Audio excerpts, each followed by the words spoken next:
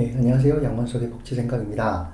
오늘은 2018년도에 실시했었던 평가와 관련해서 보건복지부가 밝힌 내용들이 있는데요. 그 내용들 중에서 저희가 앞으로 복지의 방향과 흐름이 어느 쪽으로 흘러갈 것인지 하는 것들을 좀 엿볼 수 있는 부분이 있어서 그 부분들과 관련해서 좀 설명을 드리려고 합니다.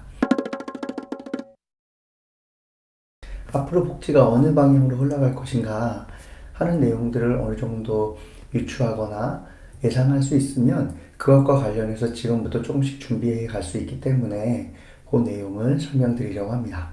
2018년도 보건복지부가 실시했던 평가와 관련해서 세 가지 정도의 흐름들을 알 수 있습니다. 그 첫 번째는 어떤 거냐면 평가에 미흡한 시설, 그러니까 평가 결과가 미흡한 시설에 대해서는 사회서비스원으로 위탁할 계획을 갖고 있는다라는 겁니다.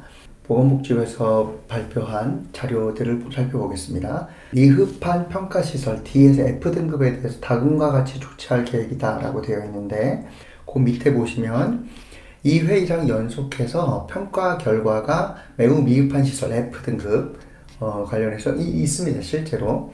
그러면 어떻게 할 것인가? 시설 명칭, 사용 제한, 그리고 주체 변경 권고 등의 조치를 할 계획인데 운영주체 변경과 관련해서 특히 사회서비스원 설립 지역에 소재하고 있는 지방자치단체 직영시설 중에서는 평가 결과가 연속으로 미흡한 시설은 사회서비스원에 우선 위탁하는 방안을 검토할 예정이라고 되어 있습니다. 그러니까 이 얘기는 앞으로 사회복지관 중에서도 특히 여기서는 지방자치단체 직영시설로 제한하긴 했으나 사회서비스원에 위탁하는 것도 제한하지 않는다. 즉 사회서비스원에 위탁을 줄 수 있다라고 하는 선례가 만들어지는 겁니다.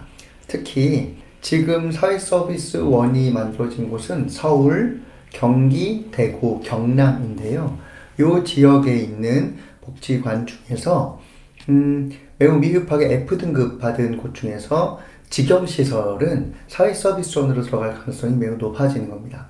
그래서 사회서비스원이 과연 어디까지 포괄하게 될 것인가 하는 이야기들이 있는데 이용시설도 사회서비스원으로 들어갈 수 있는 선례가 만들어지는 것이기 때문에 이후에도 이런 가능성들은 계속 열려있다라고 보실 수 있는 겁니다.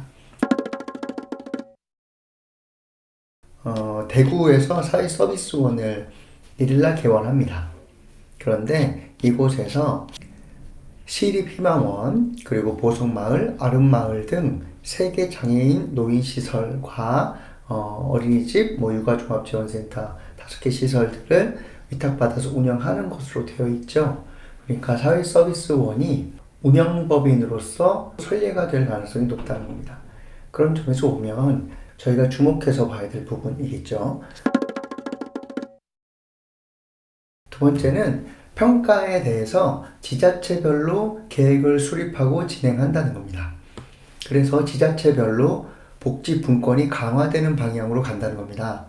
2018년도에 작년에 서울에서는 서울형 평가라는 이름으로 서울이 독자적으로 평가하는 방식들을 진행했었던 겁니다. 근데 이것이 전국으로 확대된다는 뜻입니다.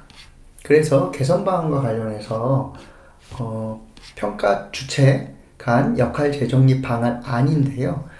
예전에는 중앙에서 계획도 수립하고 지표 개발도 다 하고 여러 가지 사업 관리 다 하고 난 다음에 지방에서는 그 내용에 대해서 운영하는 현장 평가장만 구성해서 운영하는 방식으로 진행됐던 겁니다. 그러니까 보건복지부 평가가 전국이 전부 다 획일적으로 되었었던 방식이었던 거죠. 그런데 이번 개선안으로는 지방자치단체별로 계획을 수립하고 지표를 개발하고 현장평가단 구성 운영하고 사후 관리까지 지방의 역할로 넘어가는 쪽으로 초점이 맞춰졌고 2018년도에 서울형에서는 실제로 이렇게 거의 진행했었던 것으로 압니다. 그런데 이게 서울에서만 끝나는 것이 아니라 이제는 서울 경기 지역 이용시설 자체 평가를 시범 적용하는데 2018년도, 2019년 올해죠. 이렇게 적용하고 그 다음에 지방자치단체 주도평가 모델 개발 및 타시도 확산이 2020년부터입니다. 이렇게 되면 어떤 일이 벌어지는 거냐면 전국이 똑같은 방식으로 평가가 이루어지는 게 아니라 이제는 지자체별로 다른 기준에 따라서 평가가 이루어질 가능성이 높아진다는 걸 의미하는 겁니다. 그렇게 보면 지역별로 우리 지역 사회에 맞는 평가 지표들을 구성하는 것에 대해서 조금 더 자율성이 만들어질 수 있는 여지가 있는 거고, 그래서 지자체별로 복지기관들이 서로 논의를 시작하시는 것이 지금 참 필요한 때라는 겁니다. 이게 새롭게 평가 지표를 만드는데 지자체별로 만들 수 있게 되잖아요. 그런데 여기에서 지자체별로 적극적으로 논의에 참여해서 안을 만들어내지 않으면, 그러면 자연스럽게 아마 서울에서 미리 했었던 그것들을 많이 가져오는 방식이 될 거고, 그런데 이렇게 되면 서울과 다른 지방자치단체의 차이가 있는데 그 차이를 잘 반영하지 못하고 서울 것을 그냥 가지고 와서 적용하는 이런 오류가 만들어질 수 있는 가능성이 있는 거죠. 그래서 가능하면은 2020년부터는 타시도로 확산된다고 했으니 지금부터 우리는 어떤 평가 지표들을 가지고 어떠한 가치를 가지고 평가하면 좋겠는지 그 해당 지자체별로 복지기관들, 복지시설들이 모여서 논의하시는 것들, 그리고 이 방향들을 이니셔티브를 가지고 주도권을 가지고 논의하시는 것이 지금부터 준비하실 때라고 생각합니다. 이미 계획이 나와 있으니 이 방식으로 공유해 보시면 어떨까 싶습니다. 이게 이번 보건복지부 평가에서 나왔던 두 번째 주목할 지점인 것 같습니다. 세 번째는 평가 관련해서 개편 방안들을 연구를 하게 되는데, 지금까지는 정량 중심의 평가가 강했다면 이제는 정성, 질적 중심의 평가 쪽으로 무게 중심이 조금씩 옮겨간다는 걸 밝힙니다. 그래서 이 내용을 보면 사회복지시설의 양적 증가 및 사회복지 서비스에 대한 질적 향상 등의 체계 변화가 있으니까 거기에 부응해서 평가제도의 근본적인 개선 방향이 필요하다라고 이야기하고, 그런데 몇 가지 것들을 조금 넘어가면 평가 지표 개발과 관련해서 그동안 계량화하기 어려운 서비스 질평가가 있었는데 그것과 관련해서 평가위원회 면접 같은 것들을 활용해서 정성 지표를 개발하겠다는 뜻입니다. 이러면 지금까지 양적으로 평가했었던 것에서 질적 평가의 부분들을 좀 더 강화하겠다는 것이고, 그러면 현장에서는 질적 평가를 좀 더 잘 드러낼 수 있는 그런 역량들을 키우는 것이 지금부터 필요해지는 거라고 보실 수 있는 겁니다. 특히 평가 방법과 관련해서는 대면, 그리고 시스템, 그리고 종사자 및 이용자 인터뷰, 그리고 서류 등을 보겠다라고 했었는데 지금까지는 대부분 서류 중심으로 갔었다면 이제는 대면, 시스템, 종사자 및 이용자 인터뷰까지 들어가겠다고 하니까 이 부분과 관련해서도 직원들과 얼마나 가치들을 내재화하고 그 내재화된 가치에 따라서 얼마나 정합적으로 사업들을 수행했는가, 실제로 그렇게 했는가 하는 것들이 이제 내재화되어야 되는 겁니다. 이 내재화되지 않으면 평가 즈음에 대해서 외우는 방식으로 대응하기 위해서 막 합숙 훈련하고 막 이렇게 되는데 이미 이렇게 밝혀져 있으니 이 상황에서 우리는 어떻게 준비하면 좋겠는가 대비해 보시면 좋겠습니다.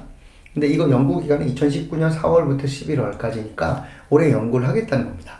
하지만 큰 방향은 이미 정성, 그리고 얼마나 직원들이 내재화 있는가, 그 내재화한 가치에 따라서 얼마나 실제로 실천했는가 하는 쪽으로 초점이 맞춰진다는 것은 이미 드러난 상태이니 우리 실천을 어떻게 잘 드러낼 것인가, 수치만이 아닌 어떻게 하면은 그 질적으로 표현해낼 것인가 하는 것들을 지금부터 조금씩 준비하는 방향으로 생각해 보시면 어떨까 싶습니다.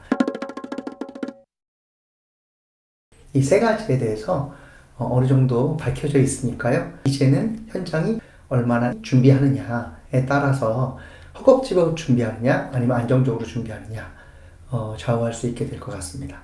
이 부분은 현장에 있는 리더뿐만 아니라 실무자분들도 자신이 필요한 역량들을 잘 개발하는데 참고해 보시면 어떨까 싶습니다. 예, 여기까지 진행하겠습니다. 양원석의 복지생각이었습니다. 고맙습니다.